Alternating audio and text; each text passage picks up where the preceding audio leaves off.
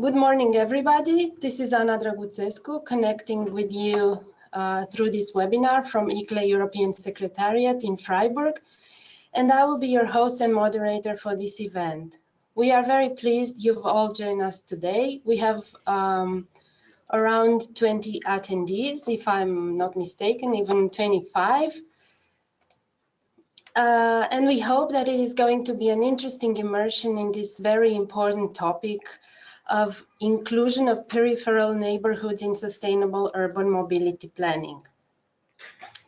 Before we get started, I would like to go over a few issues, a few logistical issues, in order for you to have a smooth participation in the event. So, first of all, you can connect using your computer or by dialing in using your phone. If you would prefer to join over the phone, just select phone call as shown in my slide in the audio panel, and all the necessary information will be displayed. Then you will only need to enter the PIN code you have received via email. By default, all attendees are muted. So beside myself, everybody else is muted in order to avoid background noise. You can only be unmuted by my colleague. So by raising your hand, you will be able to share your screen. Oh, sorry, I haven't shared my screen.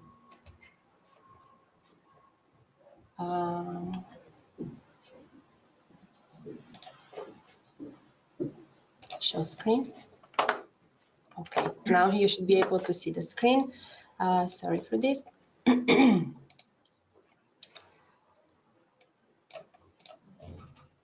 So, yes, let's go back to these technicalities. So everybody is muted. If you want to talk to us, you have to raise your hand, and we will see that you would like to communicate something to us. Let's make a quick test. Let's do a check. So please raise your hand if you can hear me, and now if you can also see my screen.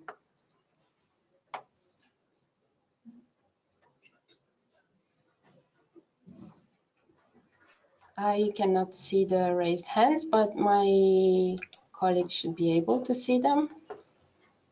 Yes, we have a couple of raised hands here. Very good. Yeah, okay, so everything's going well. Moreover, our speakers will be asking along the webinar a few questions using the polls, like the one you see at the bottom of my slide. So you will have to answer the polls, and you will see the polls on your screen when the time comes.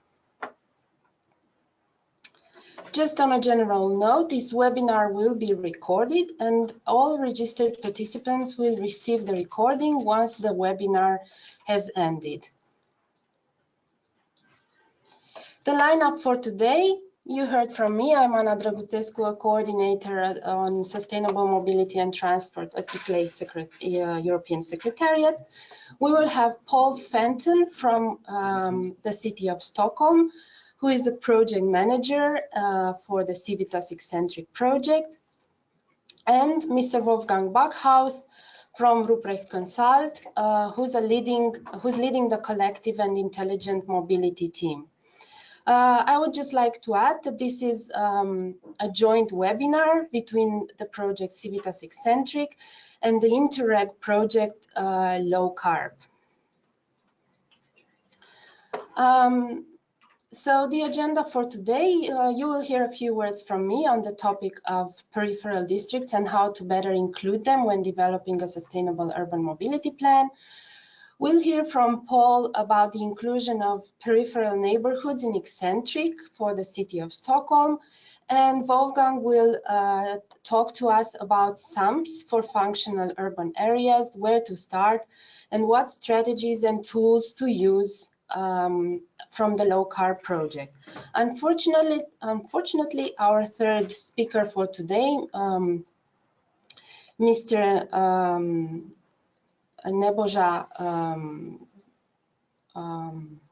from the city of Koprivnica will not be able to attend due to personal reasons.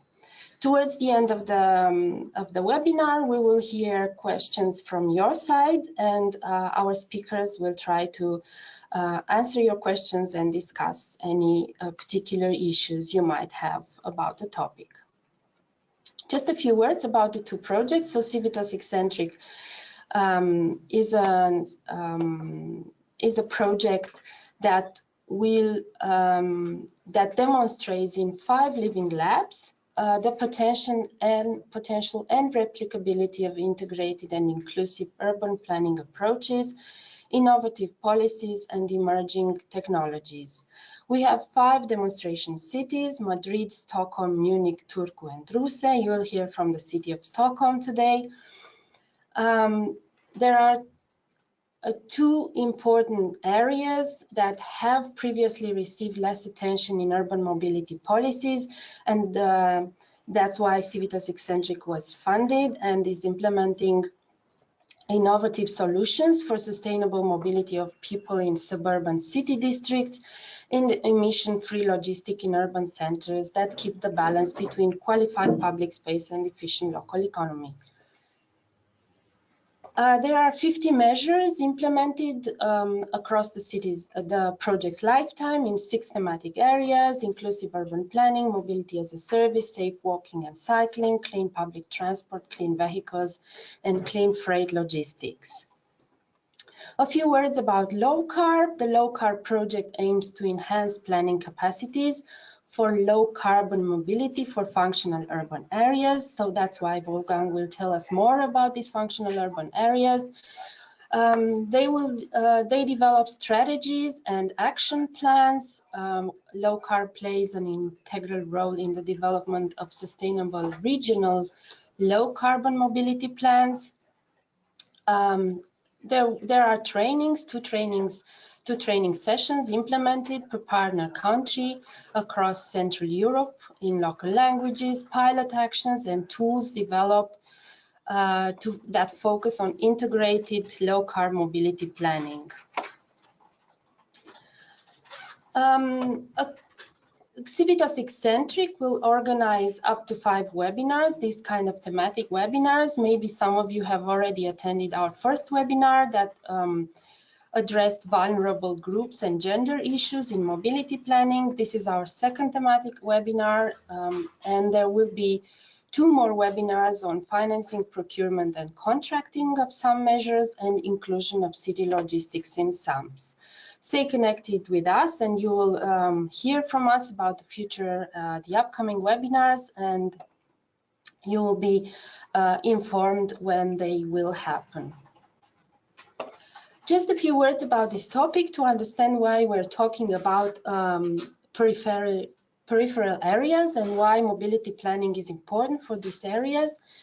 Between 1995 and 2005, 85% of the 78 largest cities experienced a faster growth in their suburban areas than in their urban cores. Therefore, improving peripheral or suburban mobility becomes a difficult challenge for the cities. The trips connecting these areas to the city centers developed an acute problem because they create a higher demand and pressure for traffic. And why is that? Because networks historically are designed to serve downtowns and concentrated urban centers, less than suburban areas. And suburban traffic congestion has grown tremendously over the past 2 decades. There have been developed studies in Europe that reveal that cities in Estonia, Latvia, Croatia, Slovakia, Poland, Hungary, and Bulgaria are experiencing the most sprawl. So this type of peripheral districts development, peripheral areas.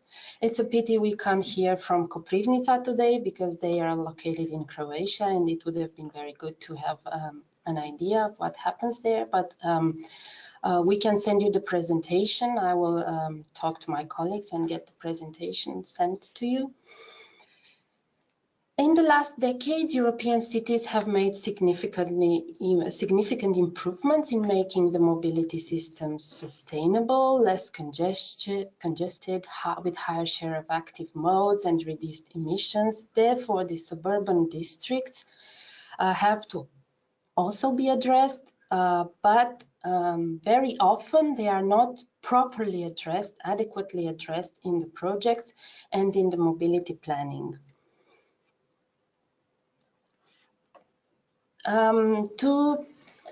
To just highlight a few of the challenges and a few of the impacts that the peripheral mobility can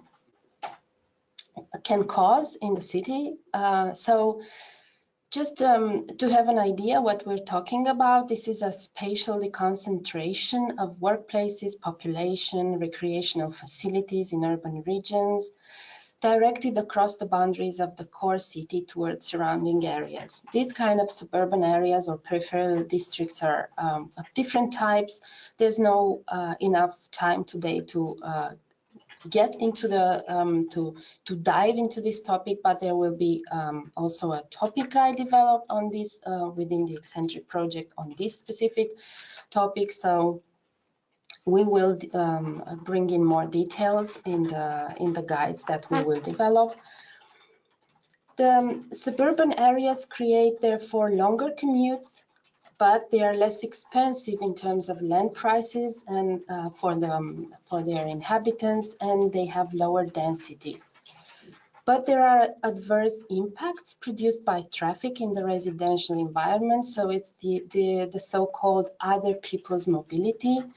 There is a constant commuter flow, so if the number of jobs in the suburbs are increasing, then there will be a number of out commuters coming from the central city, while there is also a traffic flow of commuters going to the city center for diverse uses, for other functions, due to the fact that the peripheral districts do not have all the, as I said, they're scarce in terms of functions and facilities. So there are greater distances traveled by the suburban population, especially by private motorized transport, and this is our problem. This is why we discuss about this issue and how to how to bring in more public transport and more non-motorized transport to support these commuters to travel between these two destinations.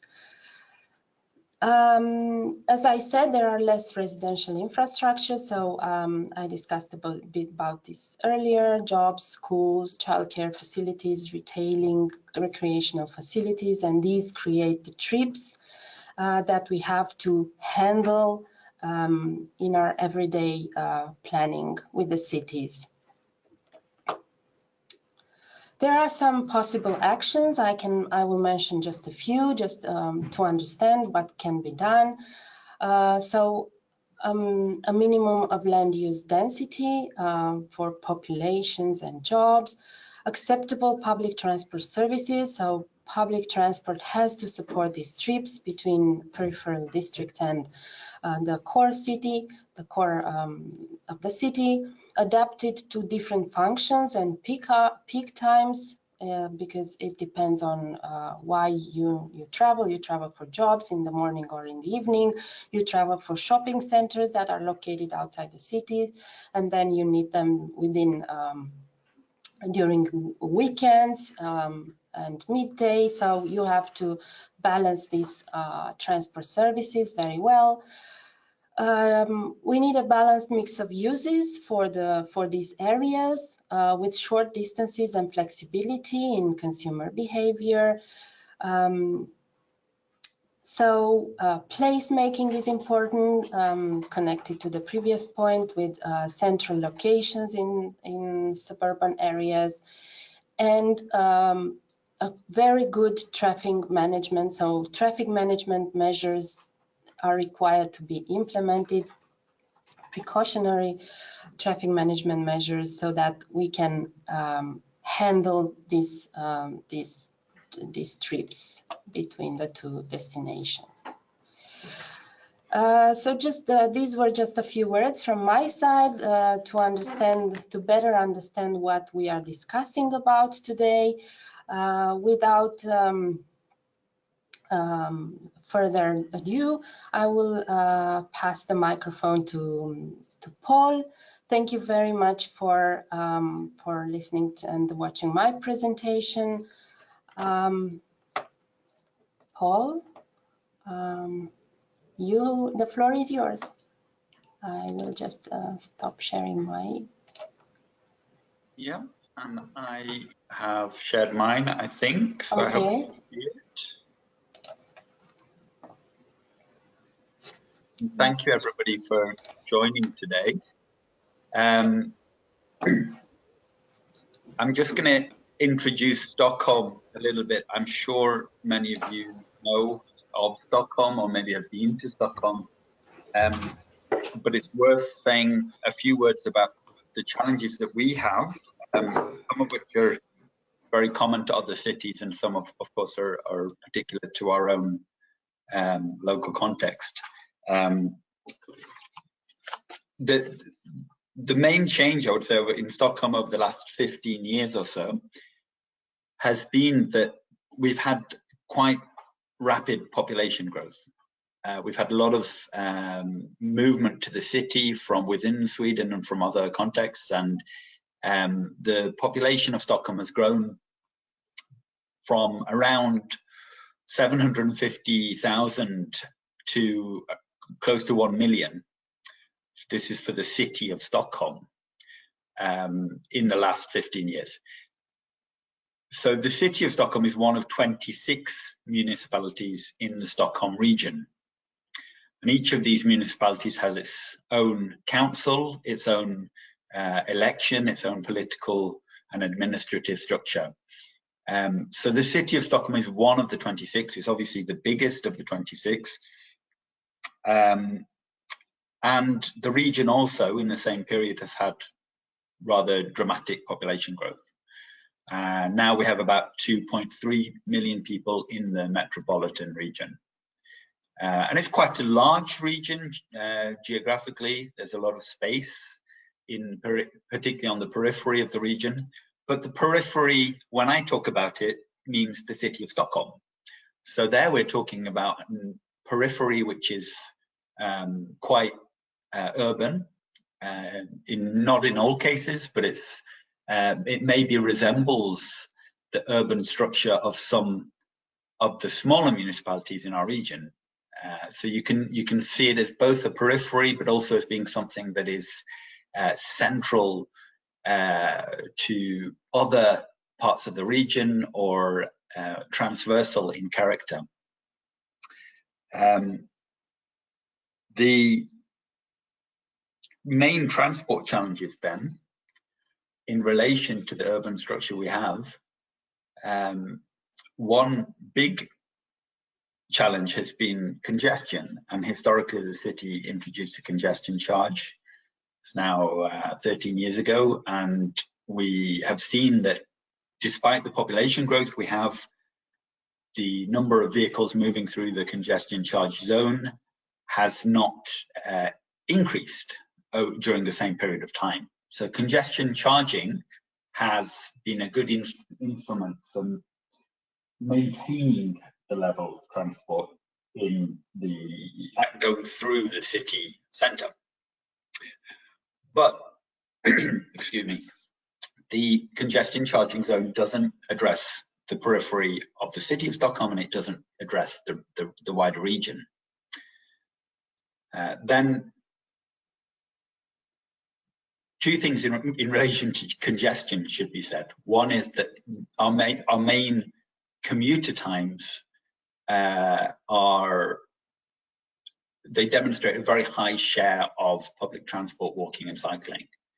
Cars aren't necessarily our biggest problem within our congestion zone, but outside of the congestion zone in the region, we see that cars are used a lot more, particularly, as I said, for transversal journeys where maybe public transport connections aren't as good as they are for journeys towards the city centre.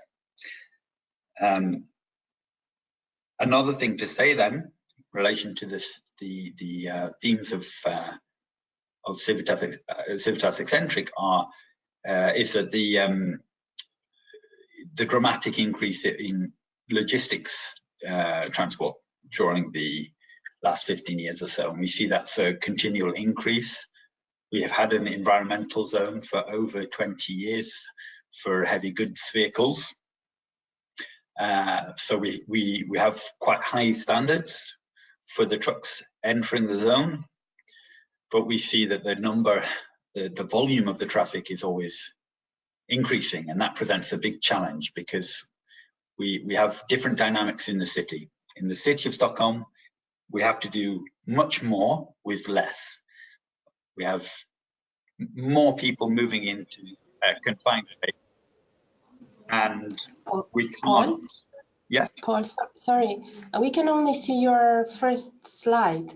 Yeah, I haven't changed slide because Sorry. I didn't include anything about the background to the case. And yeah, sorry. There's no slide about Stockholm. Sorry. So we have to do more with less, basically. We have the same space, but many more people, and we have to densify, which means that we're losing some of the spaces which we've had to the old brown industrial sites that could be used for parking trucks or whatever, or parking cars. Those are going, and houses are being built. It gets more complicated. But in the region, we see that there's been a lot of sprawl, and so we don't really want that sprawl to increase. We want them to densify too. That's a big challenge, and one that we don't have much control over. Now I will change slides. Sorry for the long introduction, but I'm going to go straight into now ECCENTRIC. Anna said some words about the project.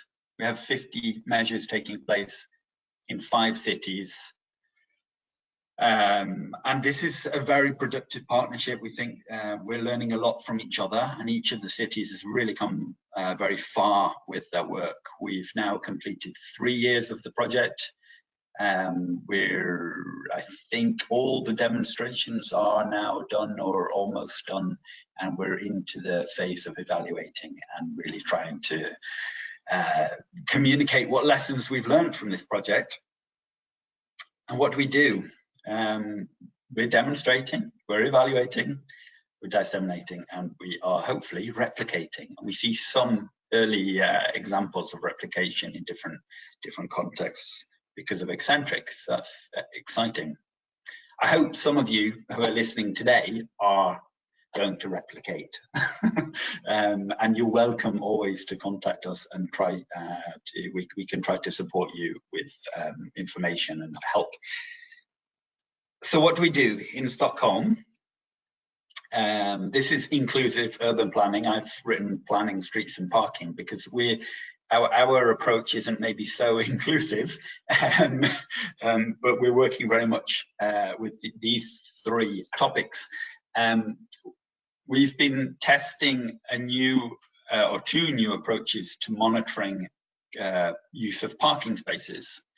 So the picture on the top right shows a car that's scanned, or 2 cars that are scan cars, where they are driving around the streets in our Living Lab area, mapping the parking spaces, providing information to the monitoring services of the city and the city databases to show how parking spaces are actually used. We have many different ways to count how parking spaces are used, and also how to measure them but many of those older approaches have not been so accurate. So this is a first step towards a more accurate real-time monitoring of parking, and hopefully in the future dynamic pricing. So this has been very effective for the city. We've learned a lot about these approaches and can make some adjustments to our parking management systems to try and hopefully improve the way parking is used and to also reduce the number of parking spaces. So that's one activity. The second one concerns the city's rules for green parking standards. So basically, when we construct new buildings in the city, we allow the constructors to get discounts on the number of parking spaces if they offer alternative mobility services. And that makes it much cheaper for them to build, but it means that we also avoid having more parking spaces for cars and offer practical alternatives to people. So we're doing a small evaluation of this, and we've also introduced a service for recycling, where people can book electric cargo bikes or electric vehicles and take their waste to pop-up recycling points in the city. And this is because our legislation more or less forces people to drive by car to out of town waste collection or waste deposit centres. So we're trying to get rid of those journeys, if possible, by offering an alternative service to people. And these are both applications that we're doing in the living lab of our project, which is in one of the more peripheral parts of Stockholm, but they can be applied anywhere. The second major theme is walking and cycling, and here we've been working on two tracks. One, to increase safety for pedestrians and cyclists. We've been testing methods and materials to improve the way that we redirect people when there are construction works. We want to give priority to pedestrians and cyclists at all times, and to do that we have to make sure that the materials and the approaches that we use are better than they have been.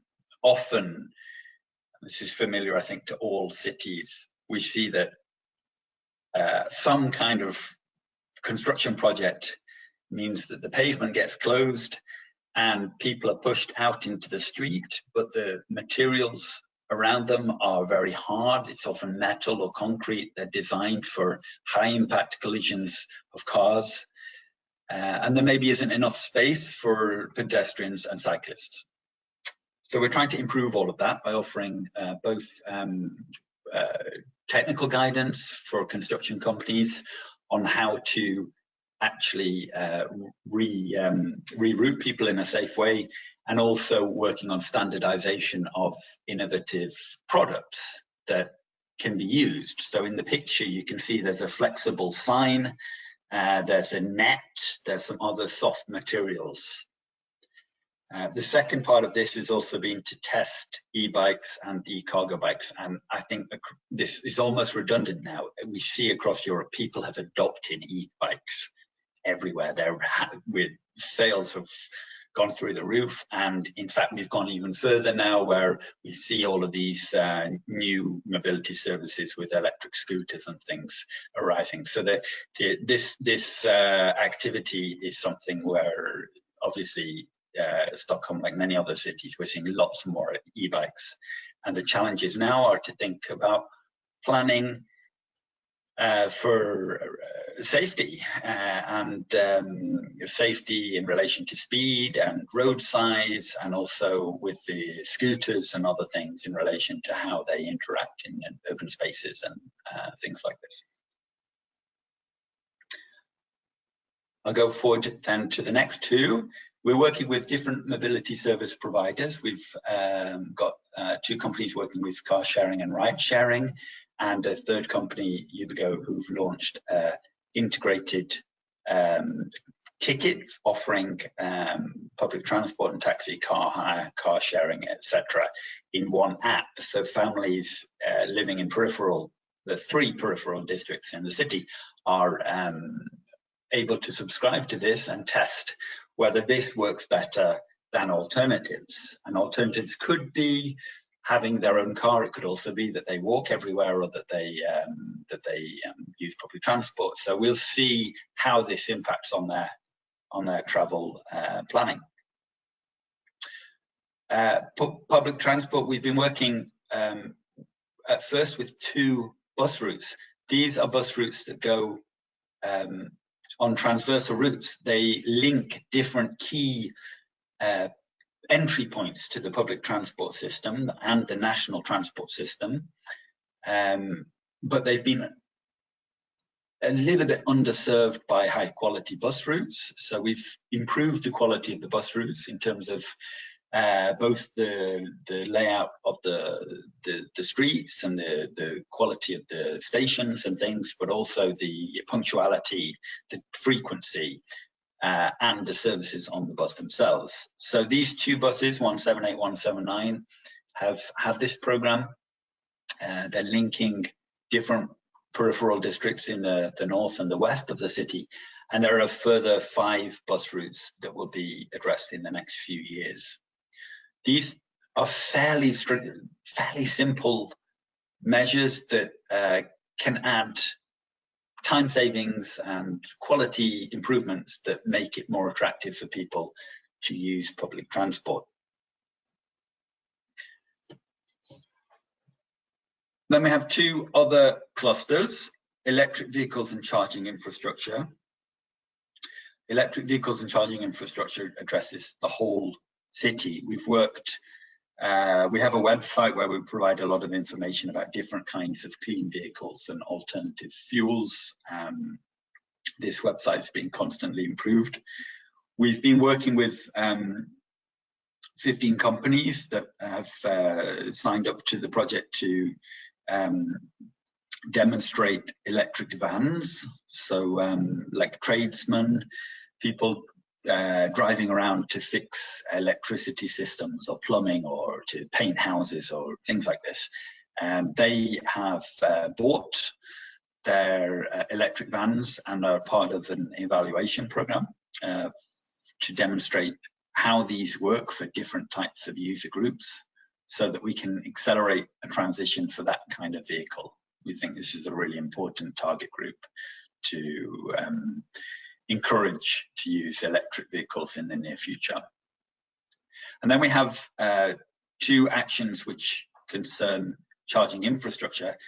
One is a regional campaign where we have, together with other municipalities in our region, we've developed a set of materials and a campaign, a seminar series where we help private housing associations and private house owners to learn about charging infrastructure and to learn who they can contact and how they can install such infrastructure.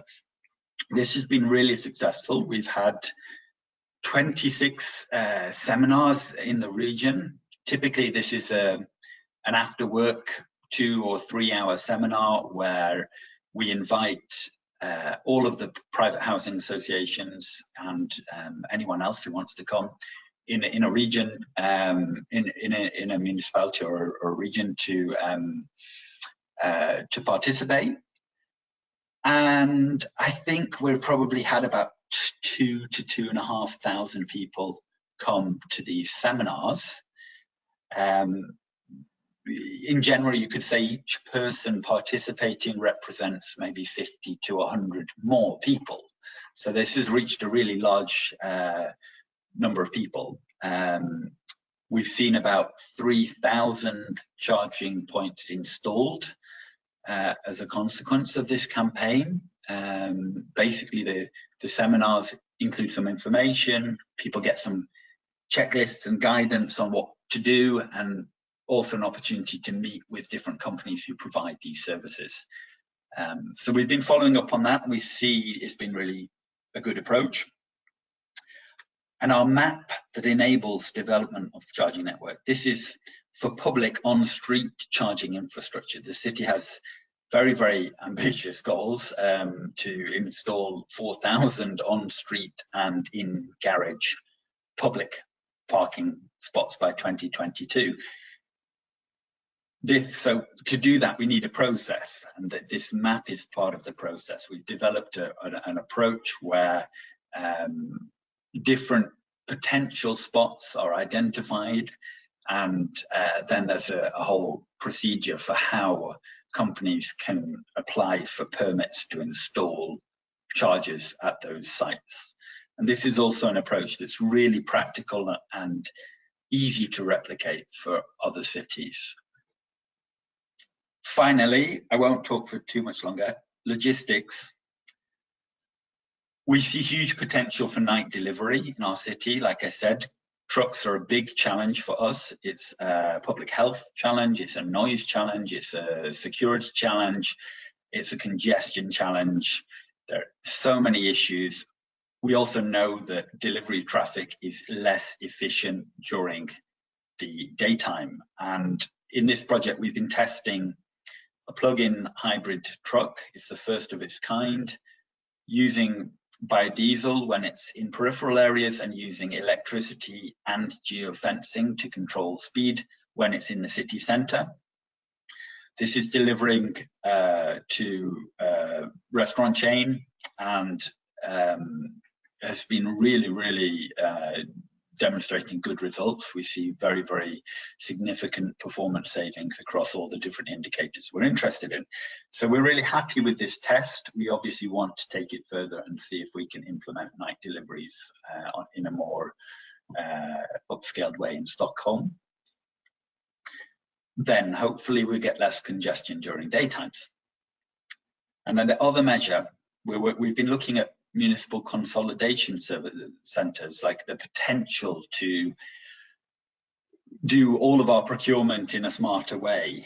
And we're testing different ideas to see which steps we can take. One potential step might be a link to our pop-up recycling, that we would do some kind of new service with water-bound transport to take away recycling and to bring in things that we've procured or some other kind of smart solution.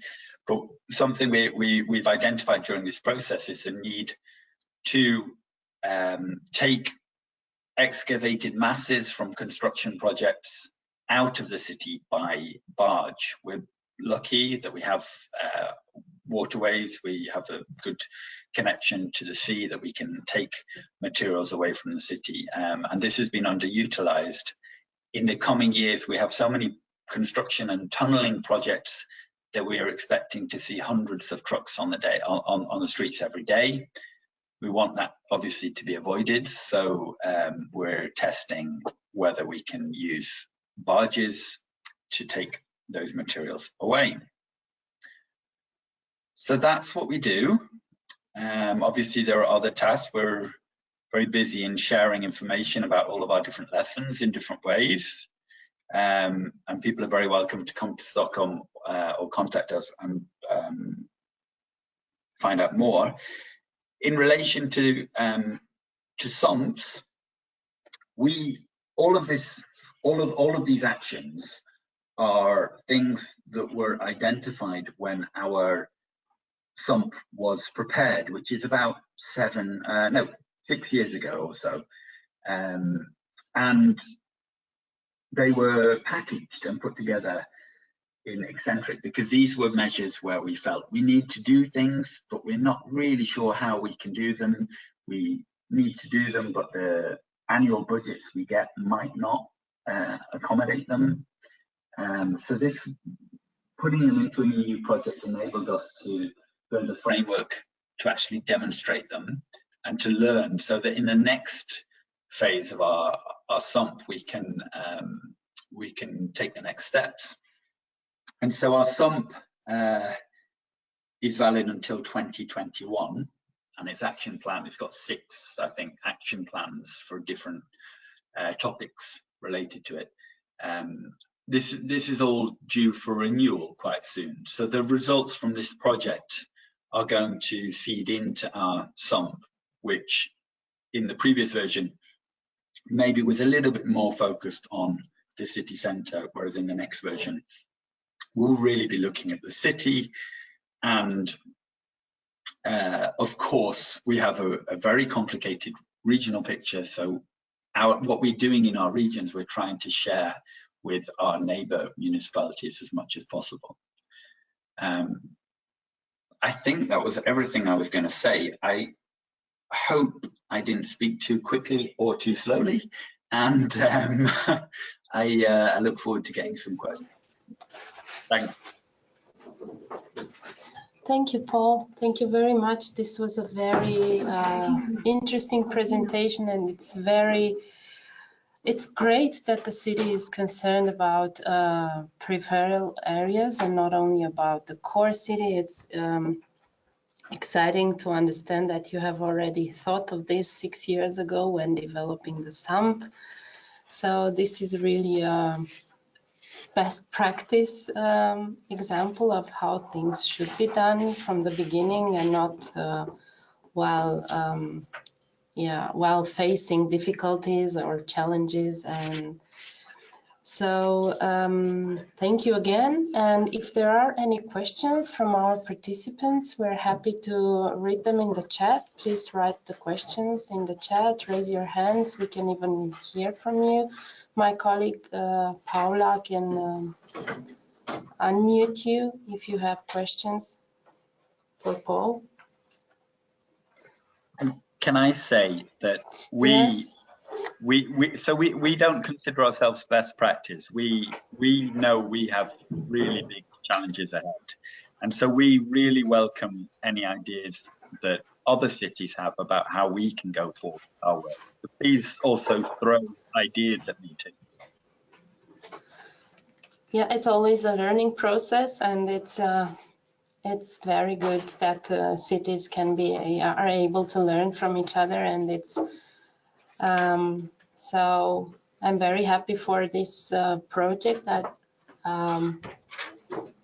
brought into the light this topic of the suburban areas that really need to be taken care of. So any questions? No questions apparently. We can I have continue. I have one raised hand here from Maria, and I will just unmute her to see what question she has. Hello, Maria. Yes. We saw that you had a raised hand, so you might have had a question. question. No, it was a raised hand because you asked at the beginning Right. if we saw your slide. So I have nothing to say. Sorry, I'm just very interested in what you say. So I'm just to learn here today. Okay, great. Sorry for the misunderstanding. Sorry. Thank you. No worries. Then I think we can proceed with Wolfgang's presentation, and if you think of any questions, just type them into the chat, and Paula will read them once we're done with Wolfgang's presentation. Okay, thank you very much, Anna. First of all, for organizing this joint webinar for ECCENTRIC and the LOW-CARB project, and yeah, for all the others for joining us today. I hope you can see my screen now. Yes, we can. Yeah, okay, perfect. So I think I can follow up here on some issues Anna raised in her introduction, and also maybe some topics Paul raised for Stockholm and the ECCENTRIC project. The LOW-CARB project, actually, Anna provided already some basic information. Maybe I would just like to highlight regarding the main core topics, so capacity building for mobility planning in functional urban areas. So in functional urban areas means in our project or in the INTERREG Central Europe program, the urban core with the neighboring communities or suburbs and neighborhoods. And this is actually the geographical scope we have in our project. We have also one or another focus, I might say, on public transport authorities and companies. So we see public transport, was already raised also by Anna and Paul, as really as a backbone and as an integrator for such seamless mobility chains from peripheral or neighborhood communities to city centers and vice versa. So this maybe just as an introduction where we set focus. We have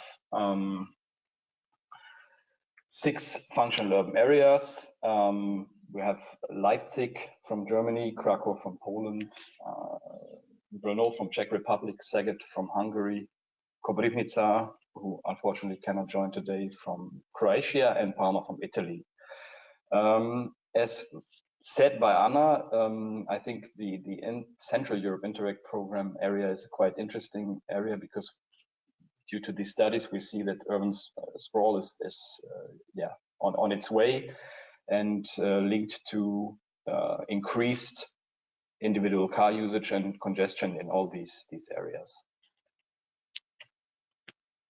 We have actually the following outputs for our projects. So all of these cities, Leipzig, Brno, Koprivnica, and Szeged, they will create action plans for integrated low carbon public transport services in these pilot areas, which are all linked to somehow overarching strategies, I might say. So we see new governance models and institutional coordination or new cooperation models for planning for such functional urban areas, because it's a joint work between cities and the neighboring communities. Then we have new public transport services which are developed in collaboration or need new business models, collaborative governance models, also joint financing, procurement maybe. And a third strategy is based on data, because it's even more problematic to get a sound databases and baseline estimation if you do not plan only for the city core or city center or urban center, but also for the neighboring communities. I won't go into detail regarding the data topic. Today I would highlight one of our pilot actions for the really fast-growing functional urban area of Leipzig in Germany, and also a tool which is called regional SUMP self-assessment. So these would be the 2 outputs I would highlight today. As I said, we focus on public transport. We really see public transport could be a backbone combined with new services like micromobility, vehicle sharing. So all these new services, e-scooter, bike pedelecs, sharing services could be something for last and first mile, linked to a good public transport network. And this is actually our core approach for planning low carbon services in these functional areas, urban areas. Regarding the target group, we're focusing much on the, let's say, function of commuting. So commuters are our main target group in our project. Regarding the functional urban area of Leipzig, as I said, it's one of the fastest growing cities and urban areas in Germany, and they really have to face an increased demand of mobility in the future. And therefore they created a mobility strategy, a scenario with all neighboring cities, saying that they would like to achieve that the modal split will, let's say, stay as it is. So no, even though servicing the additional demand, no increase in the private or individual car usage. So this is the main goal for them. And in our project, LOW-CARB project, we focus on a pilot area in the north of the functional urban area of Leipzig. It's an industrial area, and the key group, target group, as I said, are commuters and also companies which are in this area, located in this area, and there will be a massive growth of jobs, several thousands in the next years in this area. And there are big companies like DHL, so the logistic company, Porsche, BMW, builds or produces its electric car in this area. So it's a fast growing industrial area with a lot of new jobs in the next decade. So this is the, let's say, the scenario and also the starting point. In Leipzig, we have as partners the city of Leipzig, the local public transport company, Leipzig Transport Company, and also the regional association of public transport companies.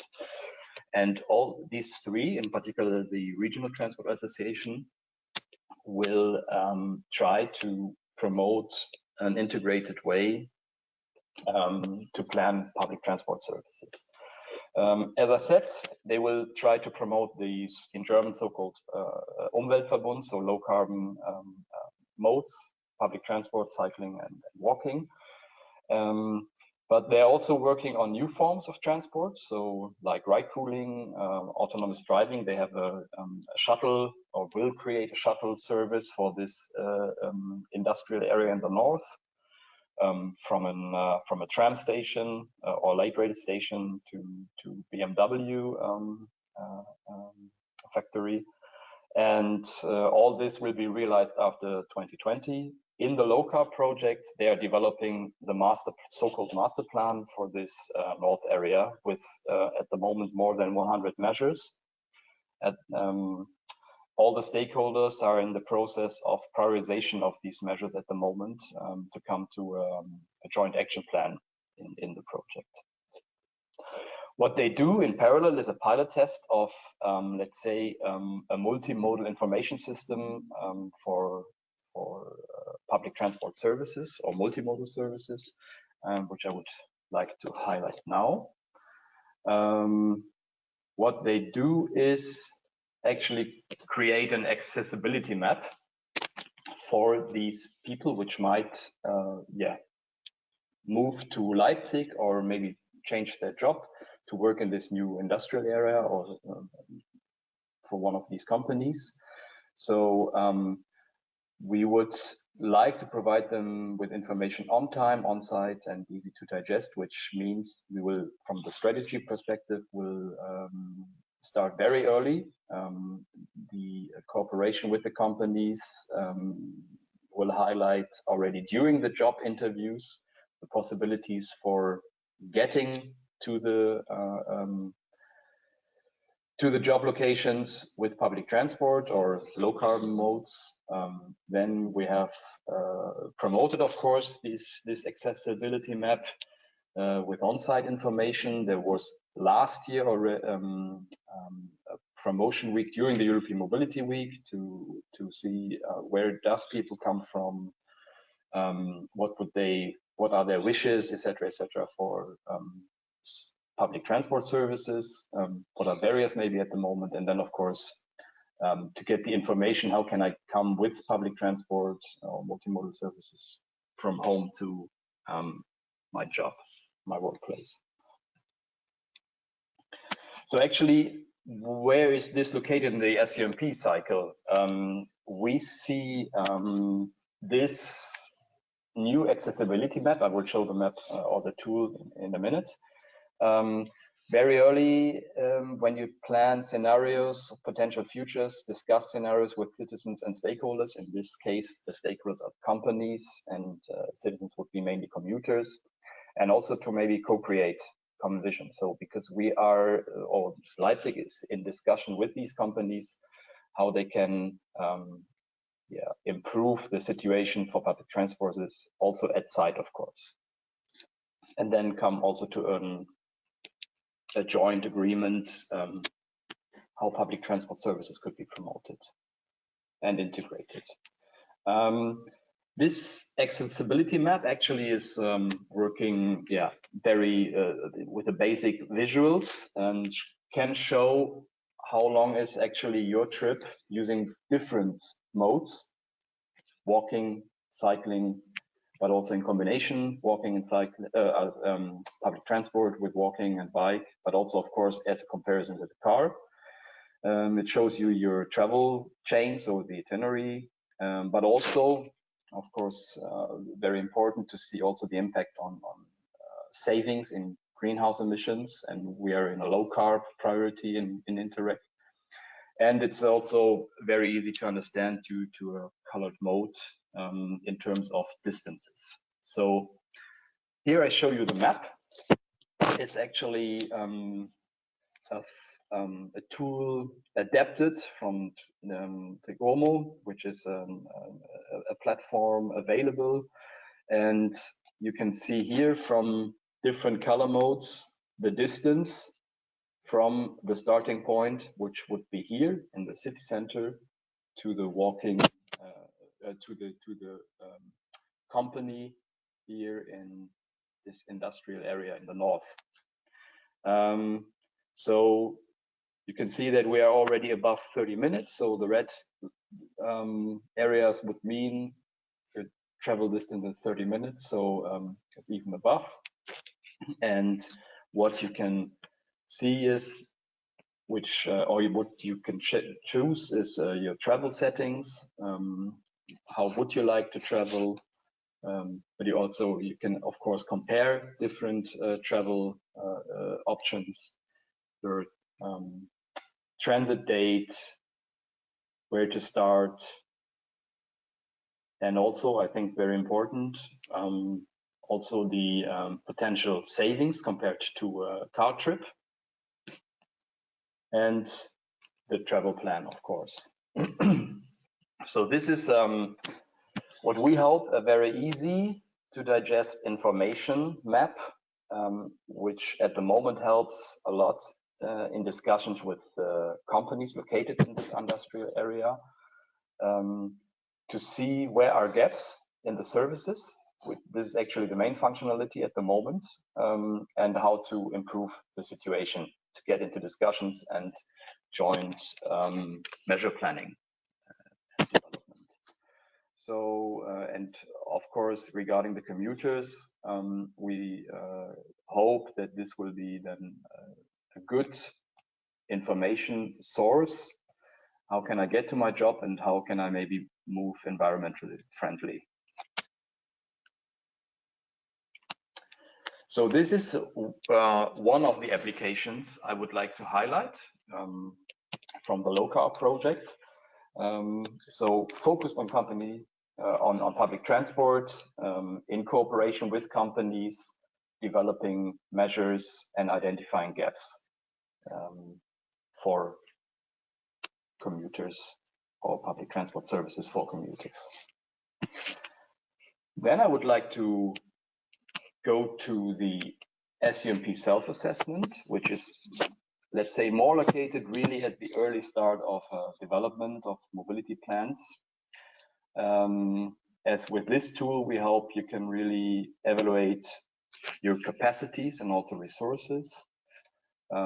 Could help, in particular in a functional urban area, to create interdepartmental core teams, but even though not only interdepartment, talking about a functional urban area, also cross neighborhood and across all stakeholders here, create a core team, and also hopefully will help to ensure political and institutional ownership of such a plan, and will be very helpful. I hope you can see this later, also to analyze problems and opportunities for modes, for example, and the functional urban area. What is the SUMP self-assessment tool? There is already on the LTIS platform, which you might know, there is already or was already a self-assessment for functional urban areas. We, let's say, redeveloped this tool, which is a cooperation also with the Horizon 2020 Sums Up project, and the LOW-CARB project is integrating in particular this regional or functional urban area aspects to the planning approaches. So it's based on the main elements of the SUMP planning cycle. So all of these steps and also phases are reflected in the questionnaire. It will be accessible online. At the moment, it's unfortunately not yet online. We will launch the product and show it also at the CIVITAS forum in Graz. So if you are in Graz at the CIVITAS forum, you're welcome to a take-up session for this tool. Otherwise, we will get sure that you will get the information when this tool is online and you can use it.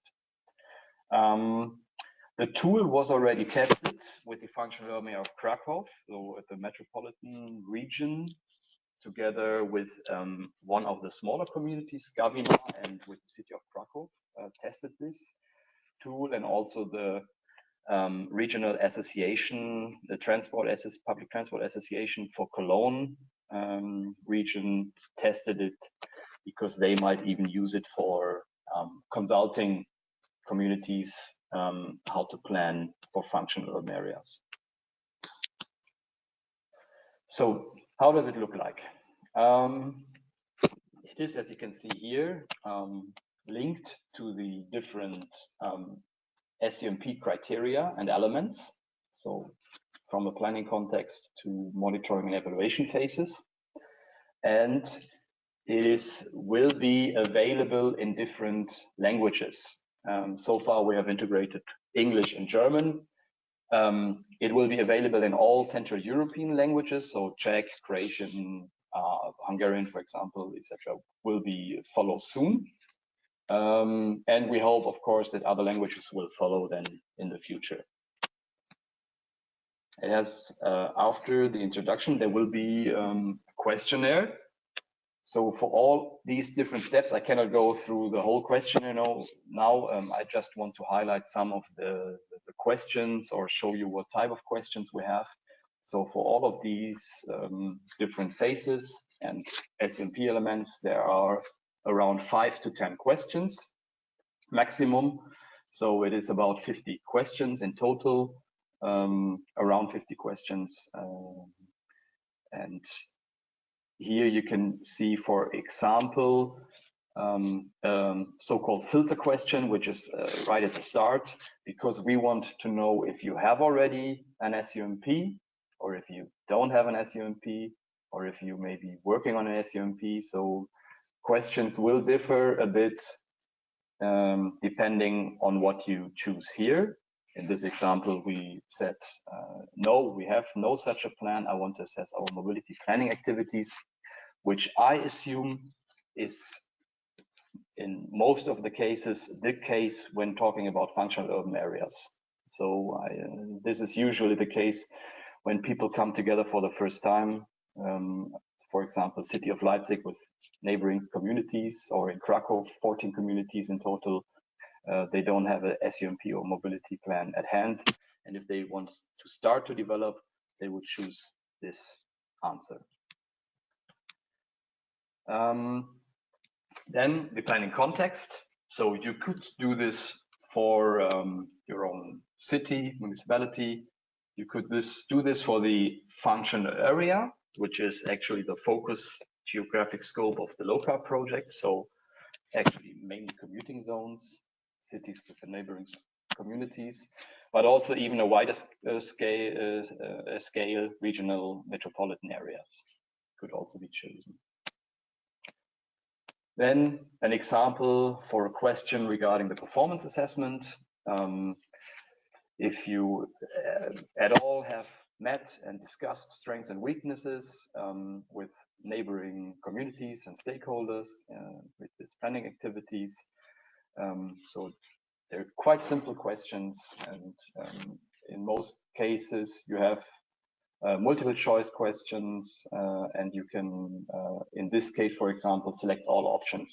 So there's more than one answer possible. You can, in between, stop filling out this questionnaire. So everything will be saved, and you could continue then at the later stage with filling in this questionnaire. There will be different options how to fill this questionnaire. One would be to, let's say you have a consensus already from, or know the answers from a, let's say, preparation workshop, and you could enter it. Or if you are responsible for a city and know the answers, you could also fill this out. But there's also another option which we think is very important for functional urban areas. There will be the chance to fill this self-assessment tool out in parallel by several stakeholders. So, for example, in Krakow, 14 communities could fill this out, and then in a first step regarding the assessment, see where are major differences, maybe with already consensus. So this is actually a very good start also to discuss planning activities in your functional urban area. Then we also have questions, for example, what's your modal split at the moment, which is a quite tricky question for a functional urban area, because normally there's no joint database regarding this. Well, actually, we saw from our tests with Krakow and Cologne that this is a very good question to discuss different modal splits, and also maybe discussing what is a joint aim or what could be a vision for a modal split, and also what data is missing and how can we maybe share data regarding this modal splits concept. Then there's also, just to show you that several options are also, or answers are possible. There's a question regarding stakeholders involvement. Which stakeholders did you involve so far? So also just as an example. And when you have reached the end, there will be an assessment. It's actually 1 worst to 10 best for these different elements. You can see on the left side. For example, assess current and future, it's not regarding the phases, it's more regarding the SUMP main elements, criteria. So assess current and future performance, for example, is rated here with 5. Very good is, for example, to define a long-term vision. This is just based on a random answering process I made before to show you this picture. Very weak, for example, is plan for sustainable, I can see what this is, sorry, for the entire city, or in this case, the functional urban area. So this is a weakness here. What else will be shown? So you can have this spider diagram to have a first impression. And if you, for example, fill this out in parallel with several communities, there will be several spider diagrams to see differences. And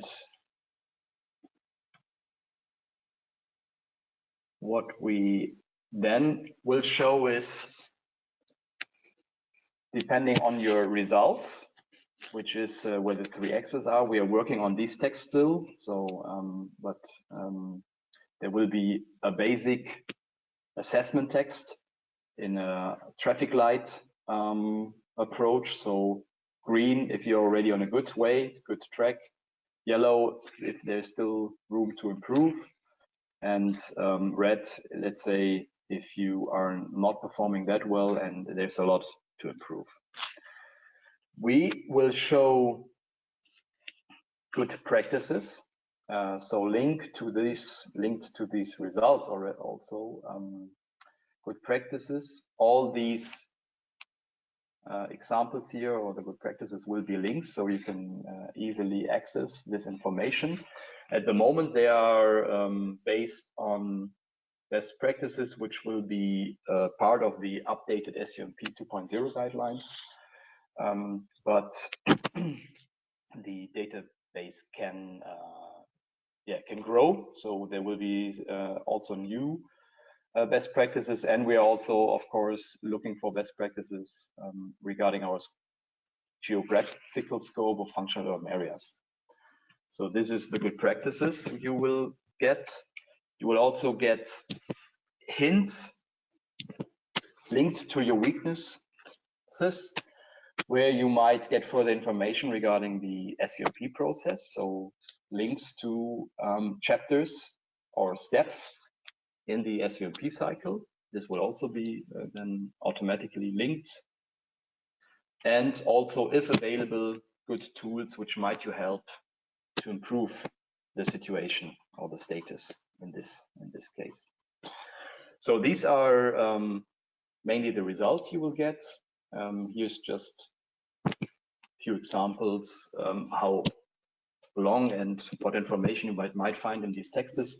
As I said, we are working on these texts for all the different categories, and we will be ready beginning of October and show the tool then in its full functionality during the CIVITAS forum, or let you know then afterwards via several newsletters or the LTIS platform when this tool will be available. So this is the other approach I would actually say is very helpful to actually start discussions and to start planning activities for a functional urban area or wider region in for mobility measures.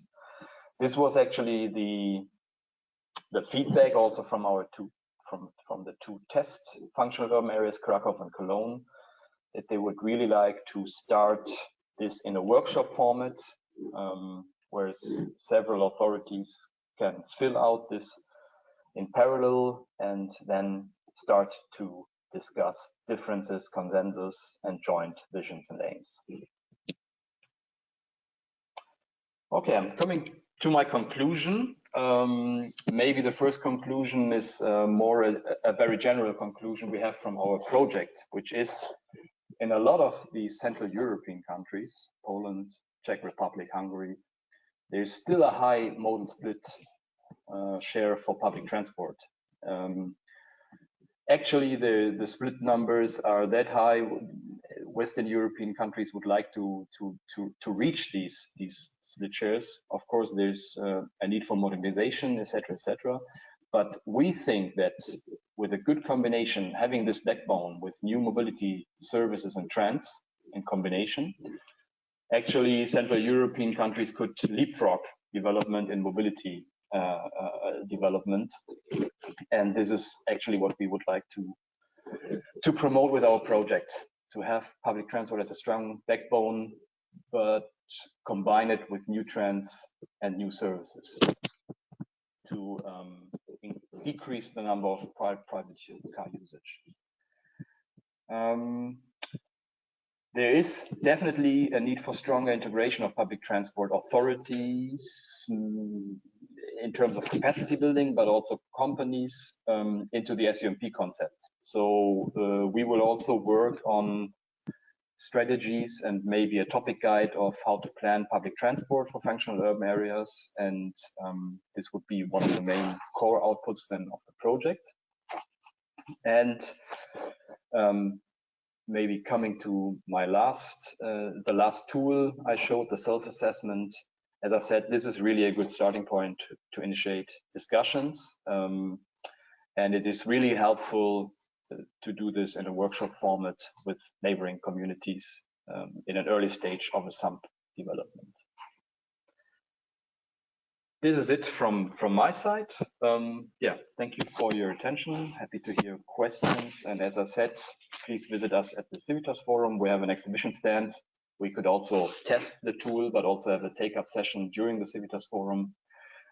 Otherwise, we are also happy to get, if you would like to get in contact with us directly.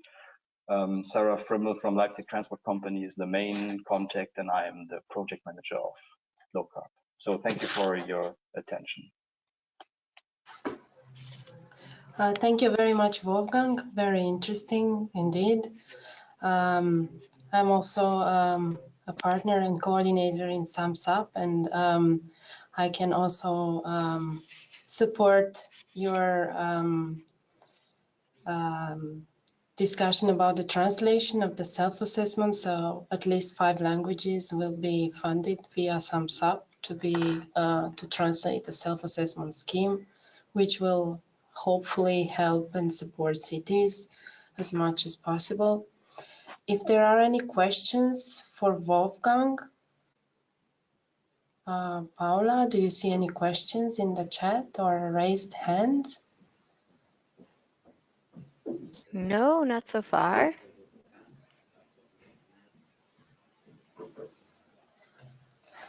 Okay, then if there are no immediate questions, then you have the email addresses of all the speakers from today, both Paul's and Wolfgang's and mine also. If you would like to contact us, you will hear back from us. You will receive the recording of the webinar. You will also have access to the presentations you have seen today. We will try to also send you the presentation from Koprivnica, which I'm sure it would have been very interesting to see also today.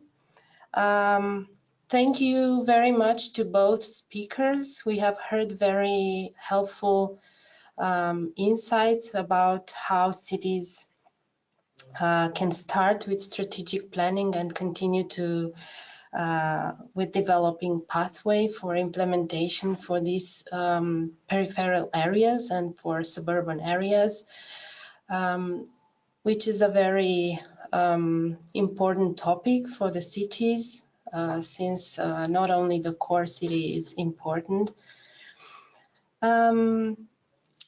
I wish you all a very sustainable European Mobility Week, since we are in the middle of the Mobility Week, and hope to see you soon and to have you as guests to our future webinars within CIVITAS ECCENTRIC and other projects. So have a lovely rest of the day, and thank you all for being here with us. Bye-bye. Thank you, Anna. Bye.